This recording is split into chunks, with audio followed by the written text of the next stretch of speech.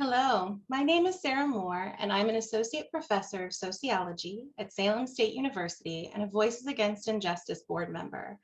Welcome to this evening's event, Salem Remembers, Connecting Past and Present. I'd like to begin this evening's event with a land acknowledgement. The land that surrounds us is part of who we are. It reflects our histories. In Salem, we are on the ancestral, unceded land of the Namkeg. We pay respect to the Namkeg elders, past and present, and extend that respect to all Indigenous people.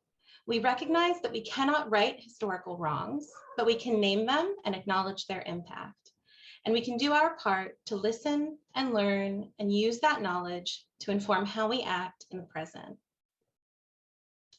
We have an excellent panel of speakers gathered this evening, but first I'd like to introduce you to our organization, Voices Against Injustice, or VAI.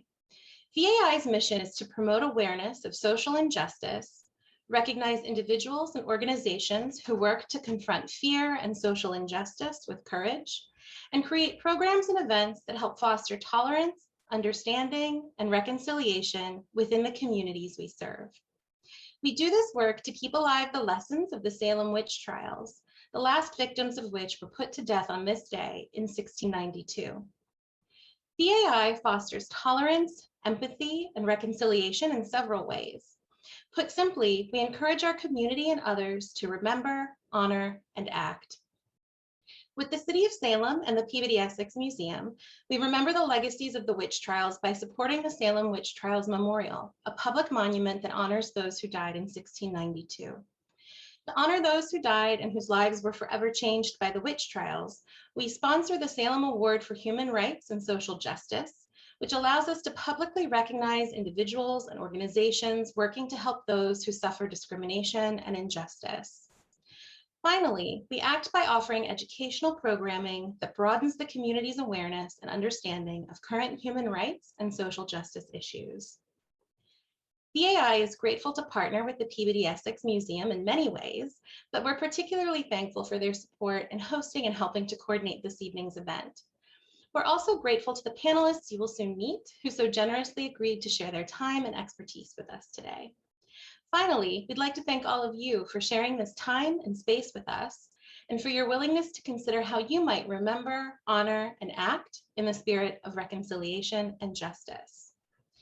Now I'd like to introduce Danica Thurston, one of VAI's valued board members and tonight's moderator. Outside of Voices Against Injustice, Doneeca is the director of the Lynn Museum / Lynn Arts, where she's focused on community-centered initiatives and committed to making the organization's spaces more inclusive and accessible to all. In addition to Voices Against Injustice, Doneeca serves on Prevent the Cycle, a Lynn-based social justice organization, and volunteers for several committees, including the Salem Arts Festival, the Lynn Education District, the Essex National Heritage Area, and more. Thank you for moderating this evening, Danica. Thank you very much, Sarah, for that lovely introduction, and thank you all for joining us this evening. I have the esteemed pleasure of being your moderator and introducing our fabulous speakers. Thank you to all of them for joining us this evening and making this program possible. I do want to remind everyone that we will have a Q&A portion following all of our speakers, and I encourage you to submit your questions actively throughout the program using the Q&A feature that you will find at the bottom right-hand portion of your Zoom screen.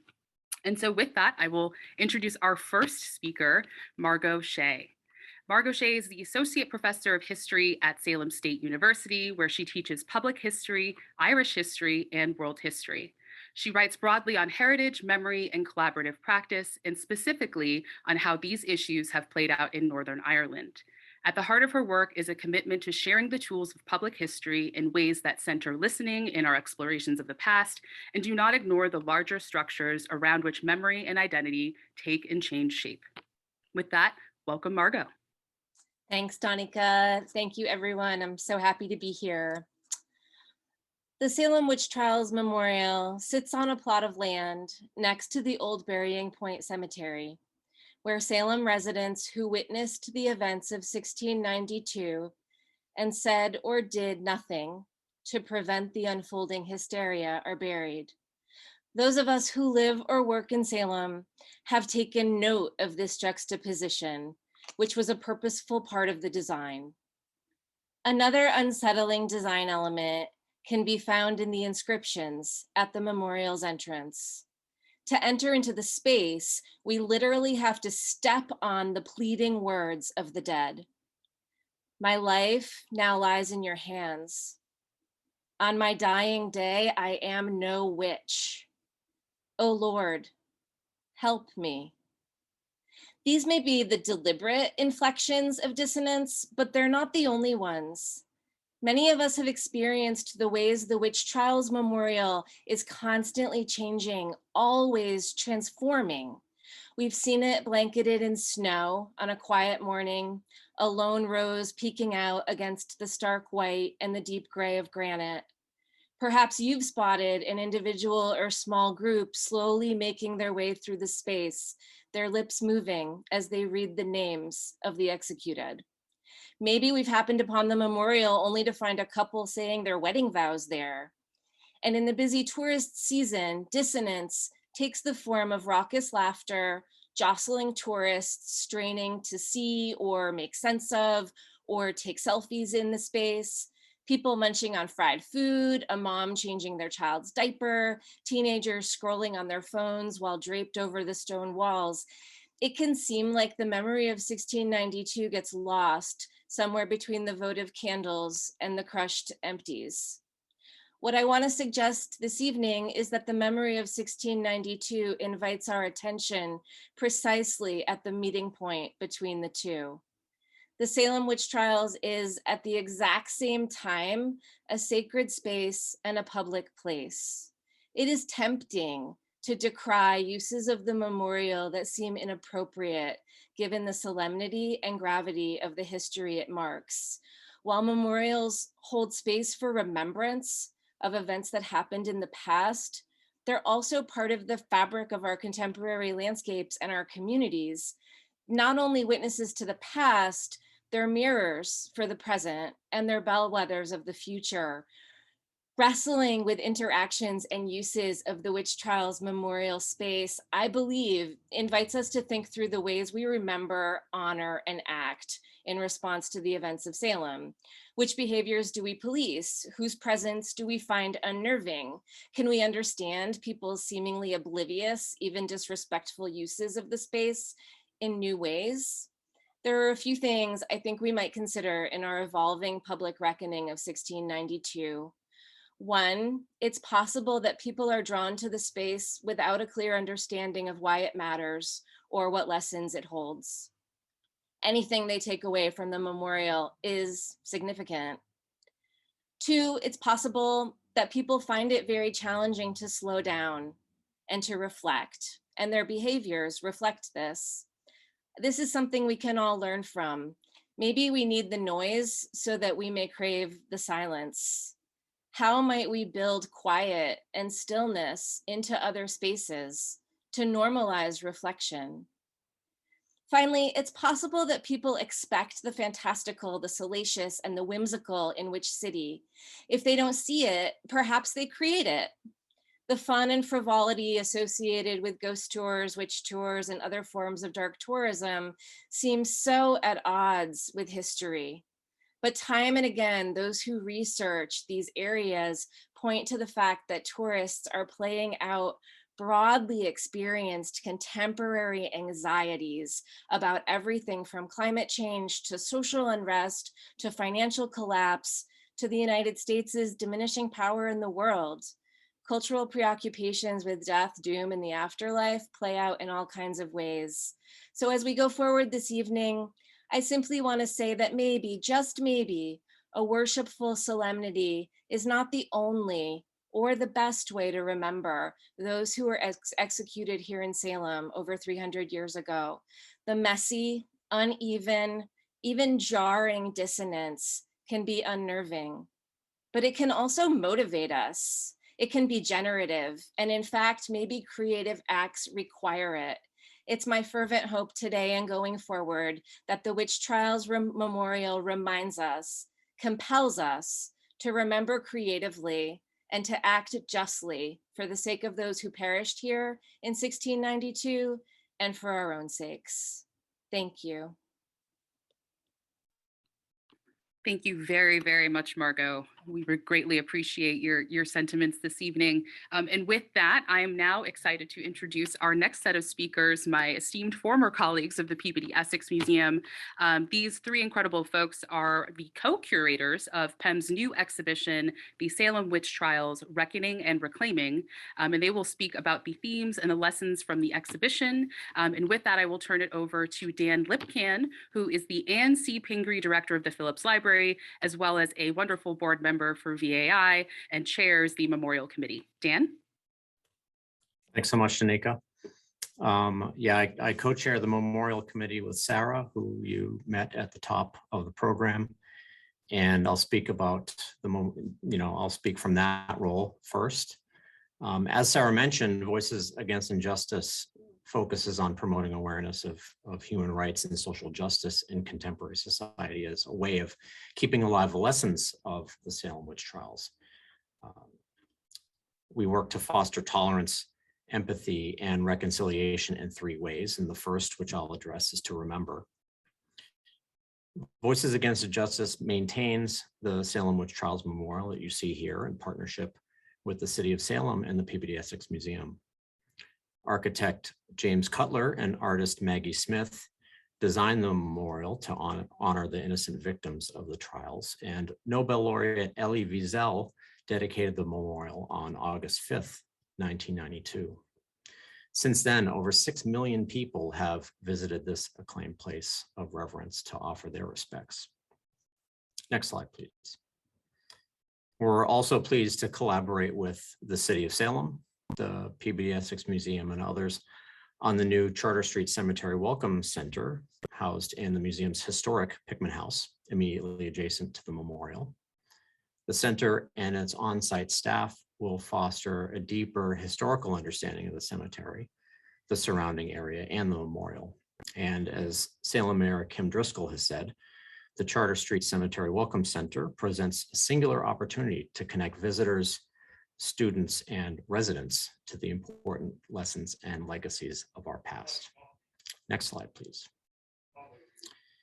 In these ways, Voices Against Injustice works to remember by using the lessons of our shared history to influence our present, to drive future change, to advance social justice, and to celebrate today's defenders of human rights.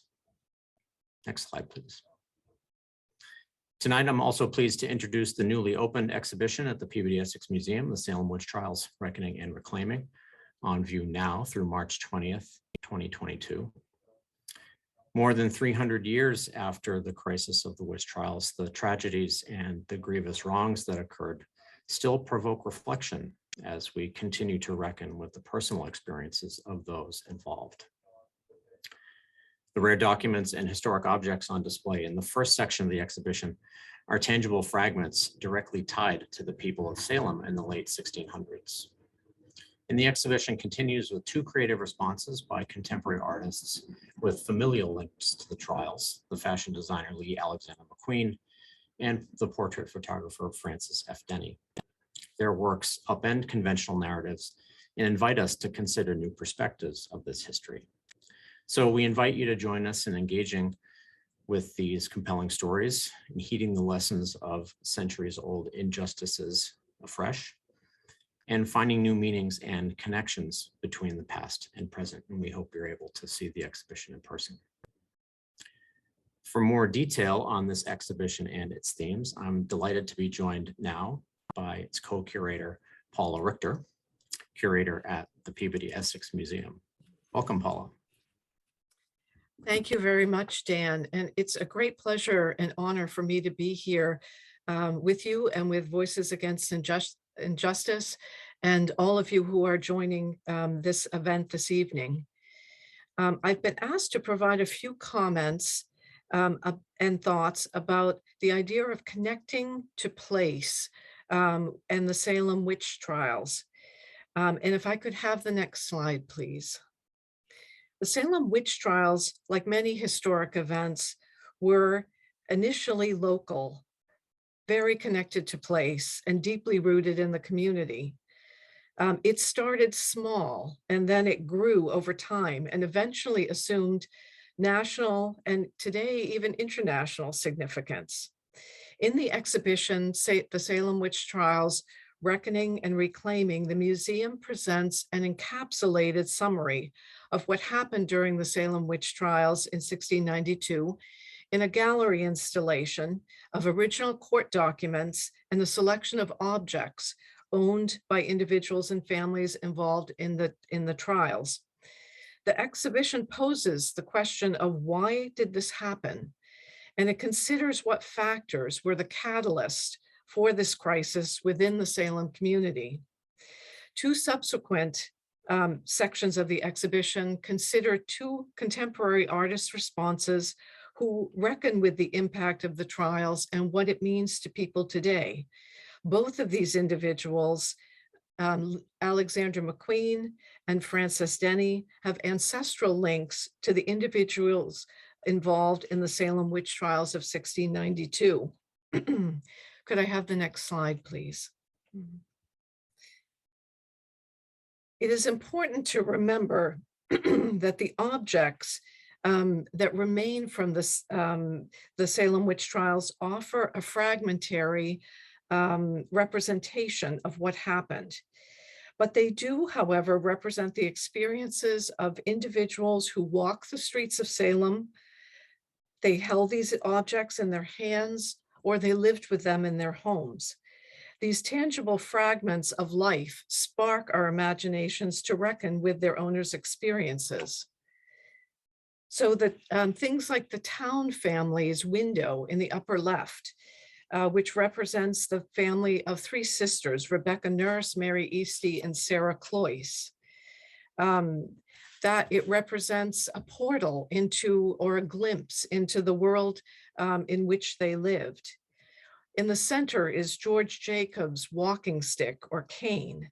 This cane provided Jacobs, who had arthritis, with an aid to his mobility. But Jacobs' accusers also focused on his canes in their visionary testimony called spectral evidence. And his accusers asserted that the cane became a weapon, which Jacobs used in their visions to beat or afflict some of the young women who were the accusers. Or in the lower left corner, John Proctor's sundial. It is a timepiece that was meant to organize and regulate time in the 17th century and required an understanding of astronomy and mathematics. Owning a sundial, however, also served as a reminder of the brevity of life and the need to make the best use of one's time. Two subsequent sections of the exhibition consider two contemporary artist responses who reckon with the impact of the trials and what they mean to people today. Could I have the next slide, please? Here we have two works by two individuals who are connected over 300 years of time by their family tree. On the right is Alexander Mcqueen, the British fashion designer, who discovered in 2006 that he had an ancestor who was involved in the Salem witch trials, a woman by the name of Elizabeth Howe. And indeed, she was one of the accused and unfortunately lost her life as a result of being convicted of witchcraft in 1692. Her story is told in the exhibition by 12 documents. These are the original court documents for the trials. And the series of documents include things like the complaints that were brought against her by her accusers, the warrant for her arrest, her examination where she was asked questions. But I've picked out one to share with you tonight about another emphasis that we're giving to this year's exhibition.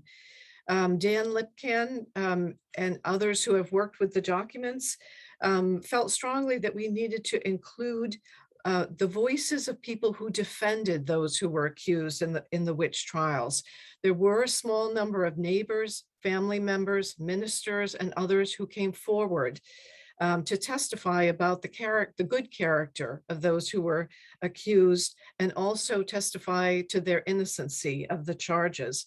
So we have here on the left one of these defenses, testimony given by 2 ministers from Rowley on behalf of Elizabeth Howe.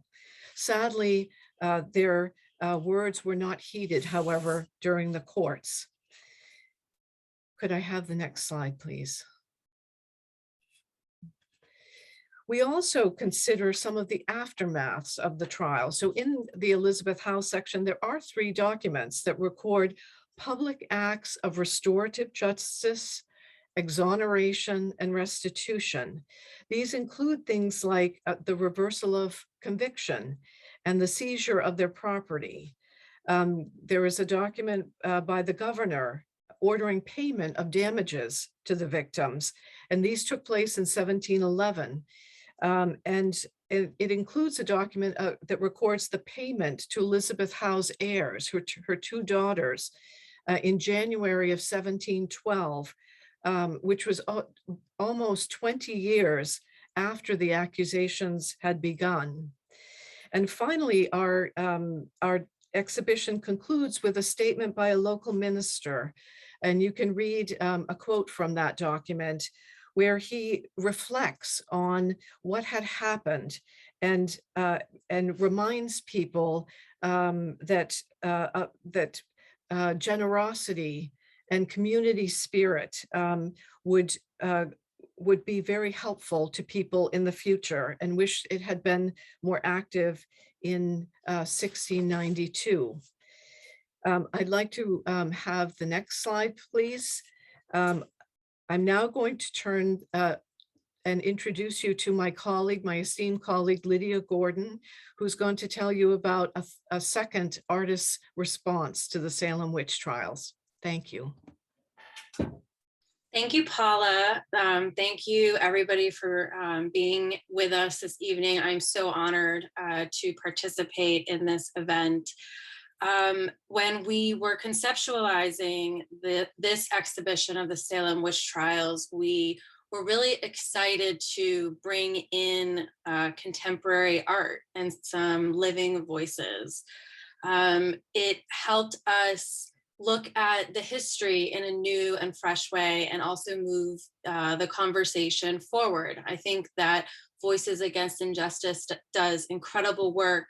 And this particular project by Frances F. Denny, which is the second part of the contemporary response of the exhibition, really lends itself to building empathy. So Frances Denny is a photographer based in New York, and she discovered in her own family tree that she is, her 10th great grandfather is Samuel Sewall, one of the judges of the Salem Witch Trials, who famously felt remorse after his participation in the crisis. And she also discovered that Frances was related to a woman named Mary Bliss Parsons, who was accused of witchcraft in Northampton, Massachusetts, about 20 years earlier.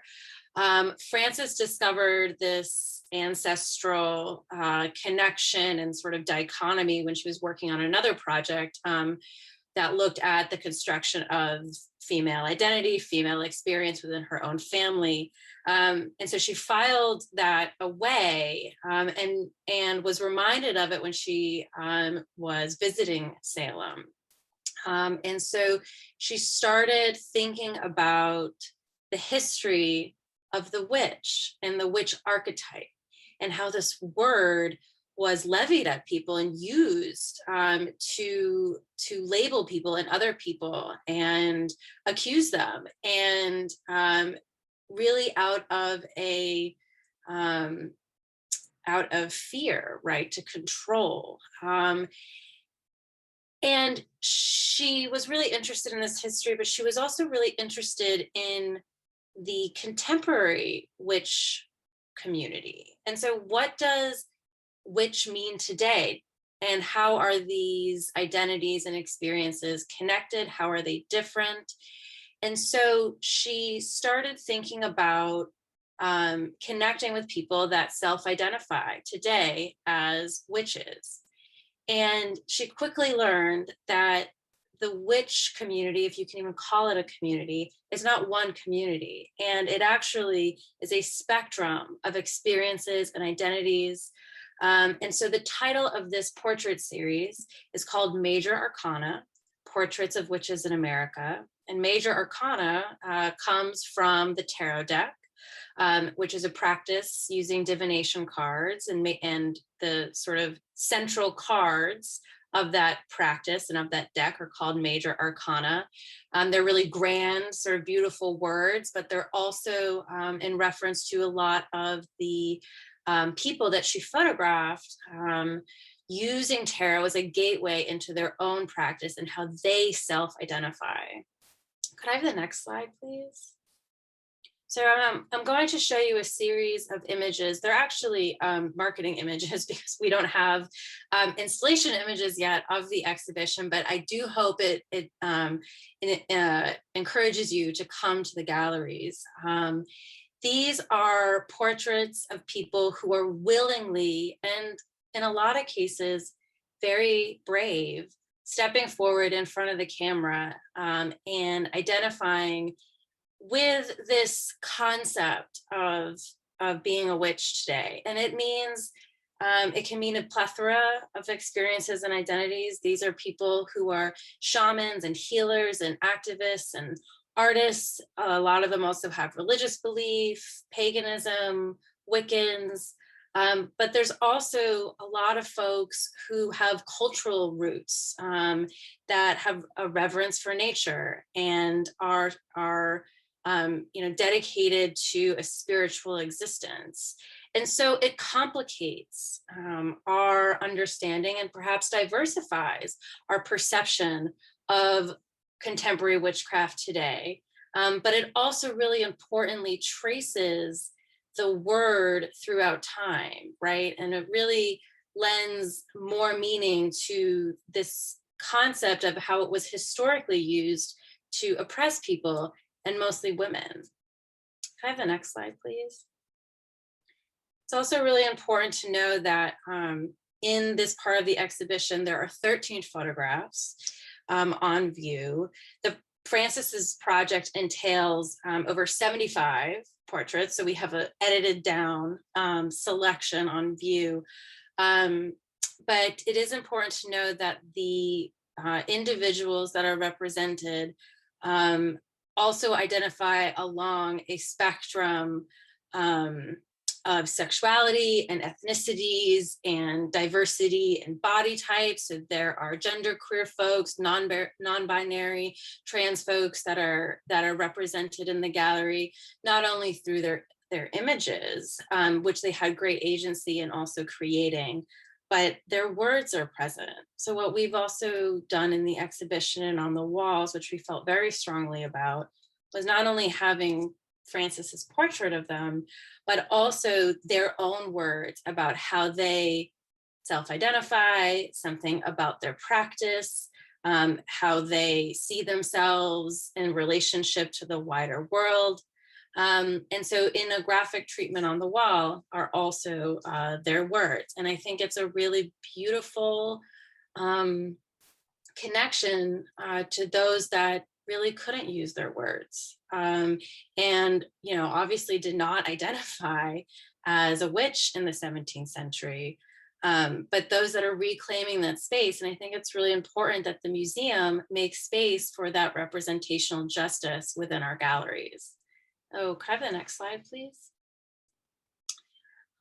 So it's also really lovely in Francis's portrait project to know, I think, that the individuals had a lot of power in the manifestation of their own image. So Francis, her goal was to represent them with dignity and honor and in collaboration. So a lot of the folks were asked to pick the location of their shoot, what clothes they wore, to either, if they were outside, to bring something, even inside, to set up something that represented or spoke to their practice or was important to them. So this idea that the power dynamic was sort of leveled as much as possible with the photographer and the subject and the collaboration, so that the image is authentically shared as much as possible with our visitors. Can I have the next slide, please?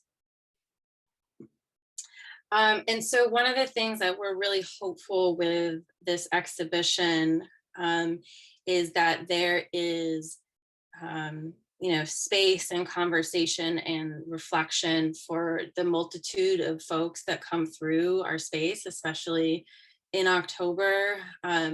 We think that these contemporary artists and their projects work to reclaim a lot of those voices that were silenced during the 17th century.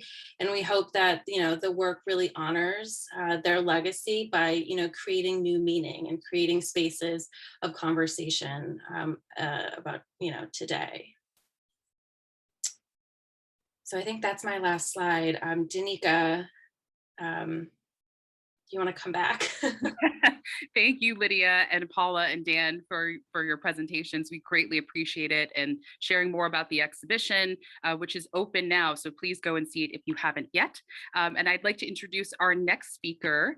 Dr. Elizabeth Mattelski, goes by Liz, is an associate professor of history at Endicott College.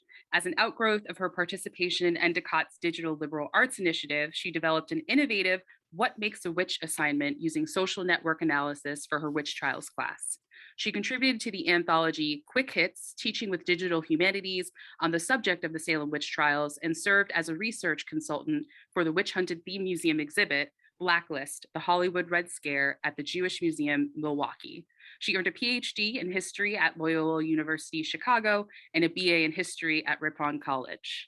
With that, welcome, Liz. Thank you so much, Doneeca, and thank you to the folks at VAI for all the work that they do and for this opportunity to speak with you all tonight. I want to start off with a formula, a kind of a mathematic formula that can be used to describe the pattern of behavior responsible for sparking modern day witch hunts. And I give all credits to the Salem Witch Museum for this formula. You can see it at their secondary exhibit, which is evolving perceptions. So here's the formula. Fear plus a trigger equals a scapegoat. Now, I teach a course at Endicott College every fall called the Salem Witch Trials. And as you can imagine, it's one of our most popular history courses, but we don't spend the entire semester in 1692. Midway through the class, we transition to what I call modern day witch hunts. And we spend a week each on various moments in American 20th century where that formula played out. Fear plus a trigger equals a scapegoat. We look at cultural fundamentalism in the 1920s with the first Red Scare, the rebirth of the Ku Klux Klan, the Scopes Monkey trial, Prohibition, the trial of Sacco and Vanzetti. We move next to World War II and the incarceration of Japanese nationals and Japanese American citizens, followed by McCarthyism and the second Red Scare, in particular, HUAC and the Hollywood Blacklist. We also explore the scapegoating of the LGBTQ community during the 1980s and 1990s, during the HIV/AIDS crisis, along with anti-Muslim rhetoric and hate crimes after 9/11. And to be honest, I've been thinking a lot lately about adding a new topic, that being COVID-19 and the Asian Pacific Islander community. Now, one reason why witch hunts, and I'm talking about literal witch hunts, as well as our more modern day versions of them, brought about so much hysteria, is that the perceived fear or imagined enemy is often internal or invisible. And what I mean by that is that in 1692, you couldn't look at your neighbor and immediately know that they were a witch. And the same can be said for communists in the 1920s and again in the 1950s, or even members of the LGBTQ community in the 80s and 90s. So when you can't immediately see this imagined enemy or this perceived threat, you round everybody up and you persecute folks for having close contacts, guilt by association. And we might perceive something different happening during World War II with the mass incarceration of 120,000 Japanese nationals and Japanese American citizens, that you could tell the difference between a white person and a person of Japanese descent. But that wasn't the distinction. That wasn't the central distinction in 1942. The challenge was to identify who was a citizen and who was not, who was American and who was not. And I think here's a really telling example. In the weeks after the bombing of Pearl Harbor, Life magazine published an article to help its readership tell the difference between people of Chinese descent versus people of Japanese descent just by looking at them.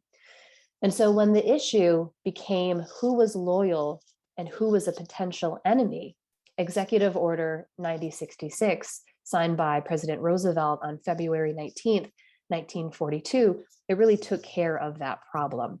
It forcibly removed all persons of Japanese ancestry from the West Coast, regardless of their status as citizen or not.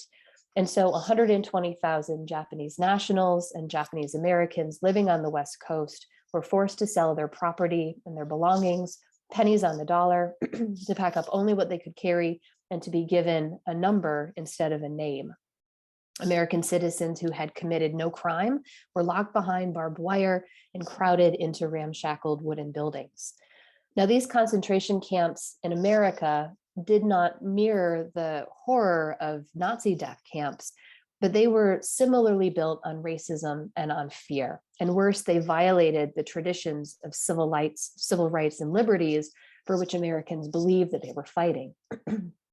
Now, it's through these windows, through these snapshots of the past, that I'm able to demonstrate to my students that history isn't a linear line towards progress. It's not the story of how we got better over time. It's not a story of uninterrupted progress and enlightenment.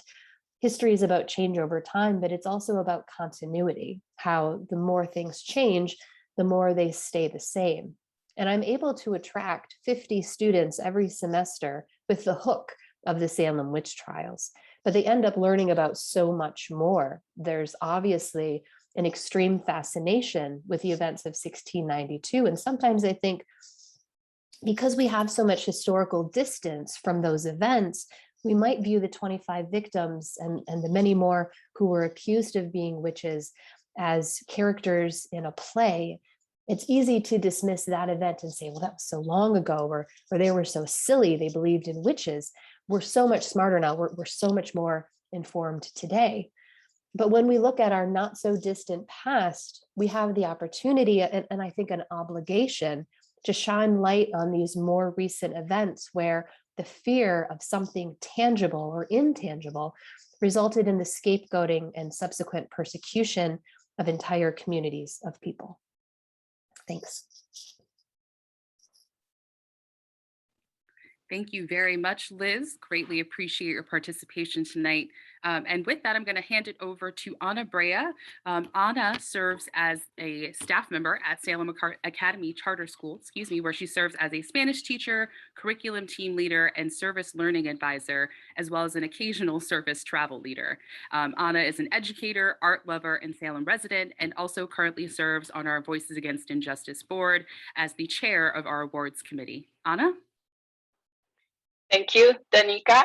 I'm here to first thank you, all participants, as well as attendees, for joining us in the Remember part of our mission as Voices Against Injustice.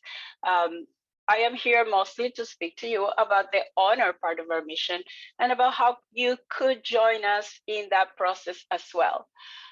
Voices Against Injustice presents two key awards each year that are geared to honoring individuals and groups who are speaking up against injustice and standing up for human rights and social justice.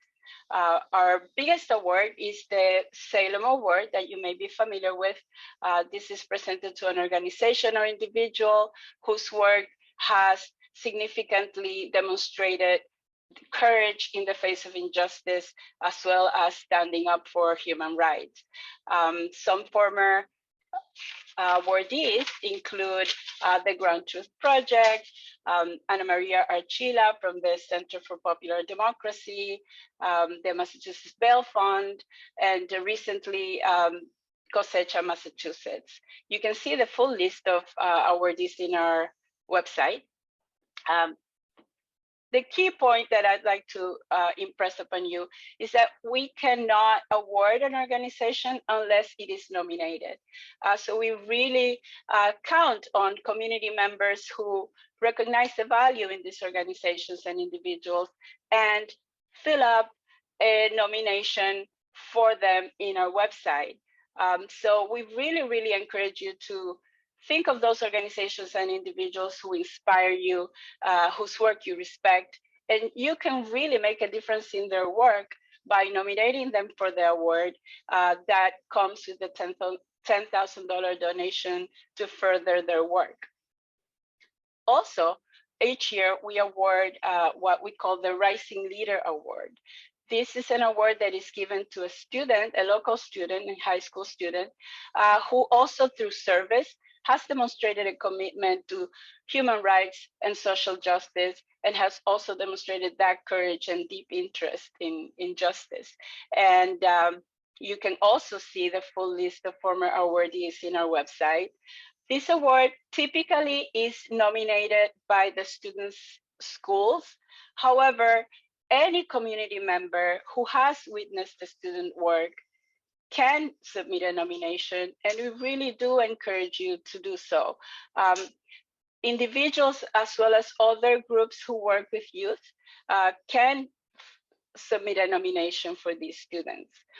The nominations for these awards, the forms and all of the detail on the process to follow to submit a nomination is posted in our website.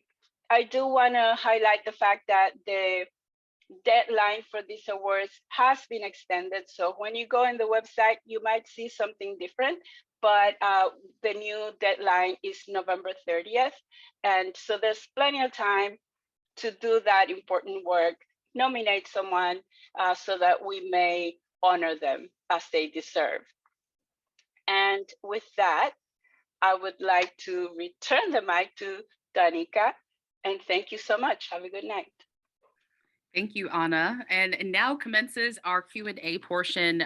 We do have a handful of questions in the Q&A chat feature. And if you haven't been able to submit a question yet, please submit it in that Q&A feature. So I will kick things off with a question from Bill. And I invite our speakers to turn on their video screens if they would like during this portion. Bill recently found out that Robert Pike is an ancestor of his, and he's heard that Robert helped end the trials, but he doesn't know any of the specifics. Is there anywhere he can access this information? Perhaps PEM has some of these materials, or maybe one of our Voices Against Injustice board members has come across some of that material as well. I guess I'd suggest that he take a look online. You can find quite a bit online. The Salem Witch Museum site is pretty good. I do believe, I haven't studied Pike in particular, but I do believe he wrote a letter to Justice Corwin during the course of the trials, speaking out against spectral evidence, but I'm not confident to say much more than that. There were hundreds of people involved in the trials, and you know, we focused on different stories this year. So I hope that's helpful. Thank you, Dan. Another question we received, what are the biggest similarities between modern witchcraft and witchcraft during the trials?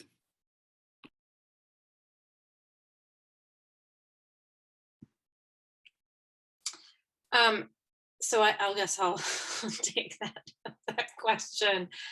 I mean, the biggest similarities between the contemporary and the historic, I think, is that those that are targeted are women, mostly women, not all, of course. But this was a very, Dan used the phrase gendered crime during one of our tours this week. And I think that the way in which women in particular, and people who perhaps lived outside or existed outside of patriarchal heteronormativity were targeted is very much in line with those that are, actually claiming an identity that intersects with, witchcraft and this idea of self-possession and manifesting your own experience outside of relying on these structures that oppress. And so it's almost impossible to sort of pinpoint, a similarity between now and then, because it is a completely sort of different conversation. But what we tried to do in the exhibition was really trace, this word and this identity and how its meaning evolved over time, and how we can actually celebrate those that are claiming that space now.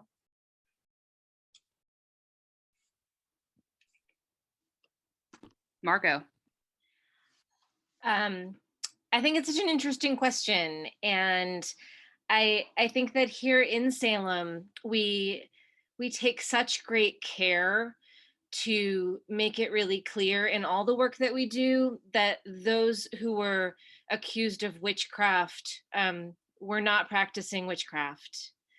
And it's so interesting to me as an historian, and I loved Lydia's comments echoing Dan on the genderedness of this crime, because those of us who work in the 21st century and who think about 21st century issues are so, we're kind of humbled by the privilege of having so many sources and such diversity of sources. We know that not everybody gets the microphone and not everybody gets their historical perspective kind of documented, preserved, and made accessible through spaces like libraries and museums. But when we think about the 16th and 17th centuries, there certainly were people who practiced what we call witchcraft now, but they never made the archives on their own terms. They only made the archives when they were being targeted, accused, convicted, and tried, and here in Salem, executed.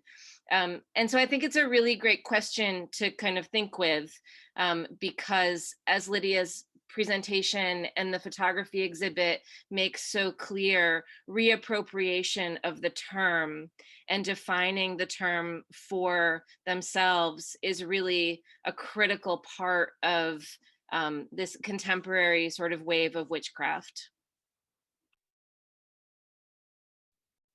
Very good, thank you. And with that, we have quite a few more questions that are coming in. Thank you, everybody. This question comes from Kathy.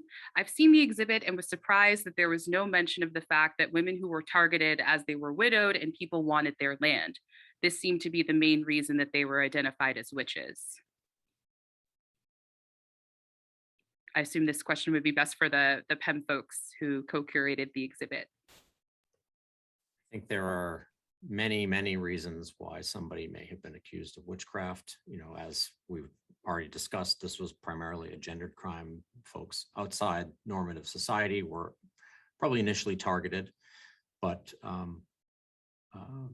the wealthiest merchant in town, Philip English, was also accused and fled town. He and his wife, Mary, were accused. They left for Boston. They fled to New York. All of their possessions were taken. He spent the rest of his life trying to get some form of reparation for his losses. So, and as the point has been made, if you put your name on a petition, if you stuck up for somebody who had been accused, you were opening yourself up to risk as well. Francis Dane, who Paula mentioned, was a vocal critic of the trials during them, and 28 members of his family were accused of witchcraft, and he was suspected himself. So there are many different reasons. This was a very complex time. Lots of different factors created this atmosphere of fear, setting the stage for the trigger, right, which ended with about 170 scapegoats, maybe we can say, for all the folks that were accused. I don't know if anyone has anything else to add to that. Thank you, Dan. Has there been, and this question comes from Ellen, has there been any coordination with the historians in Danvers, which in parentheses is, which in 1692 was Old Salem Village, where many accused lived and where the church was?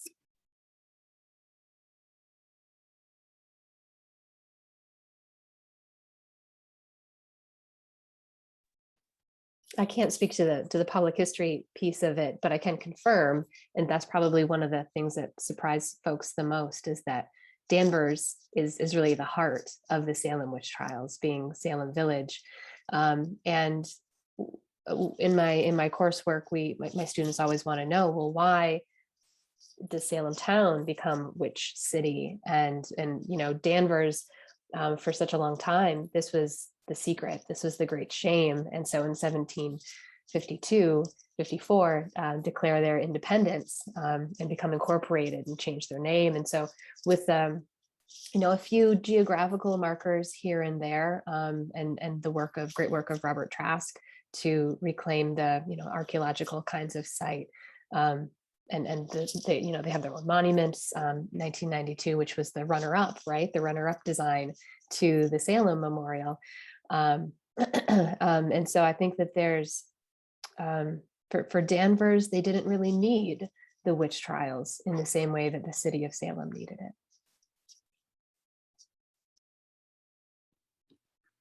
Thank you, Liz. And then Stephen chimed in with this question: who or what brought the Salem witch trials and executions to an end? Which I feel like is a layered question. I don't know that there was one definitive moment, but if anybody would care to comment.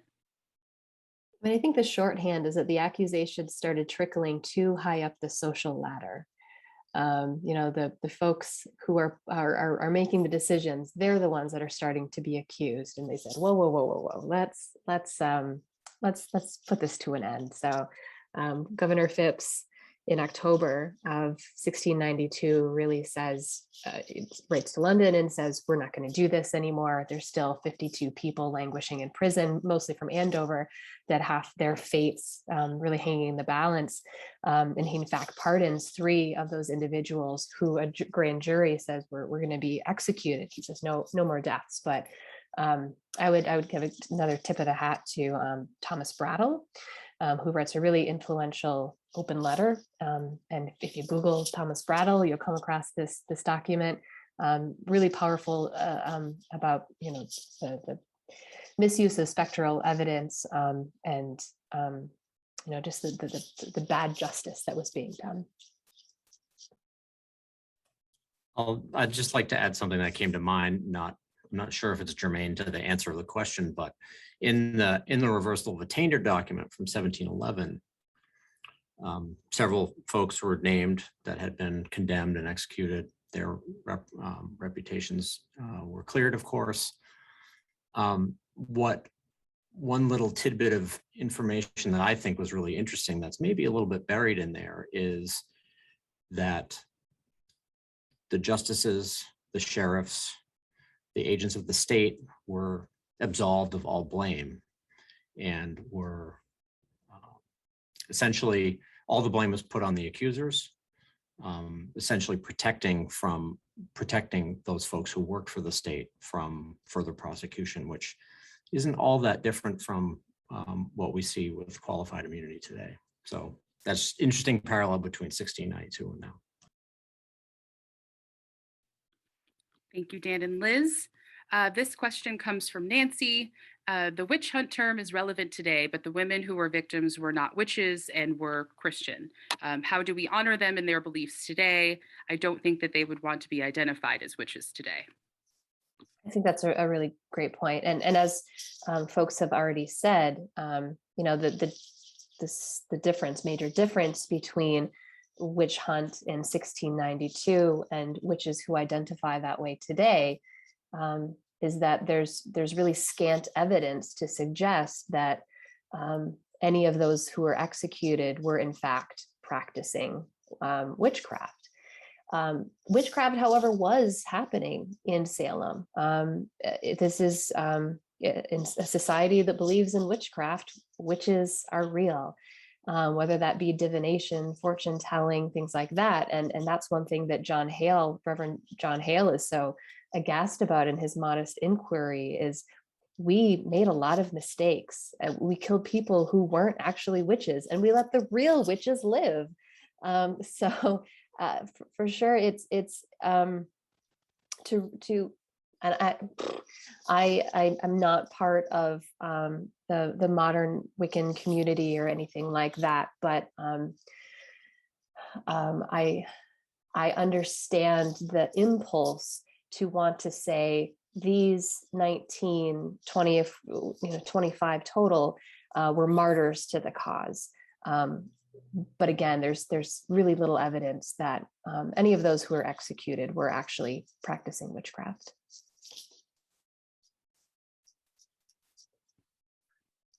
Okay, thank you.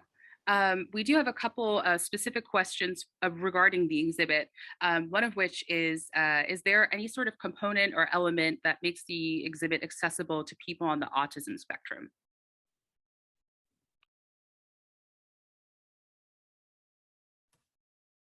That's an interesting question.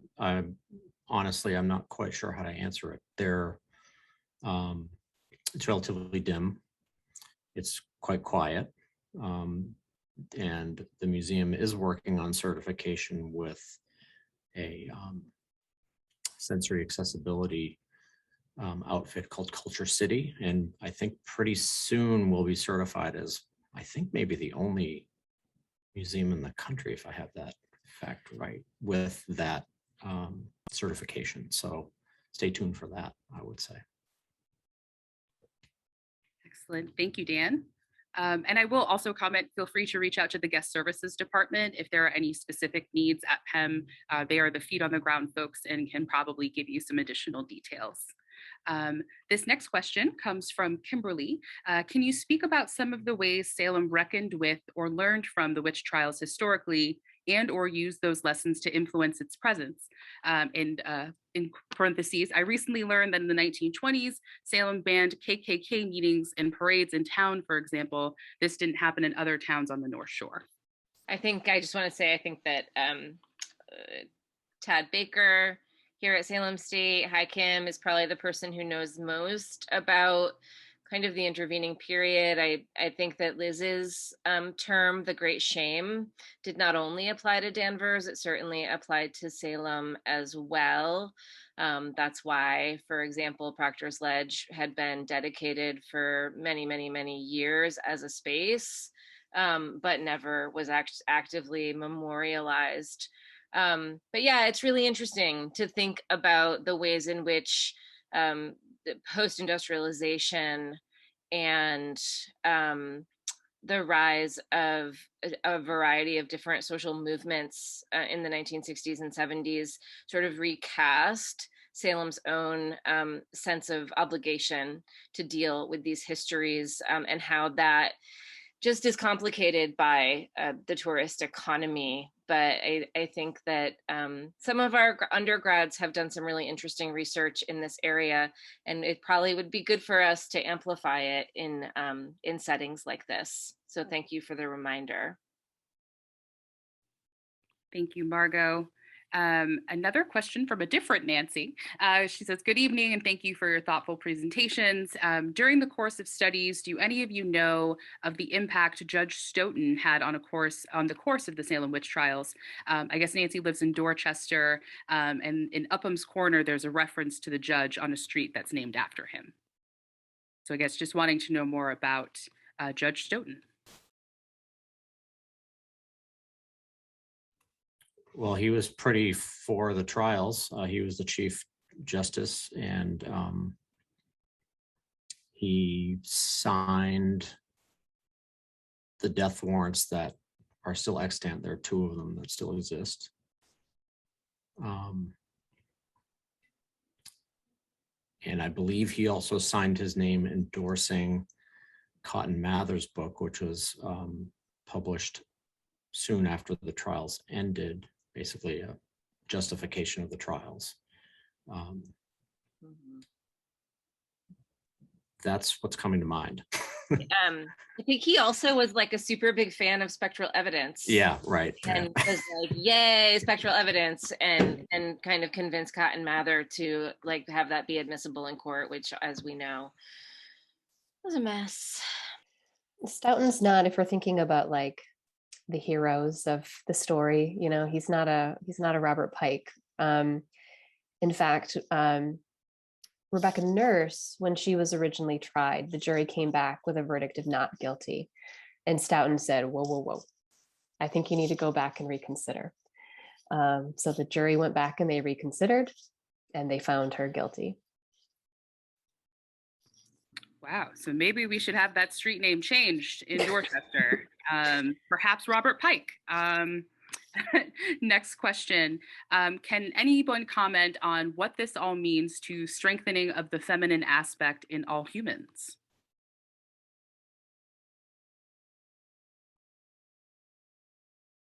I'll give you a moment to percolate some thoughts.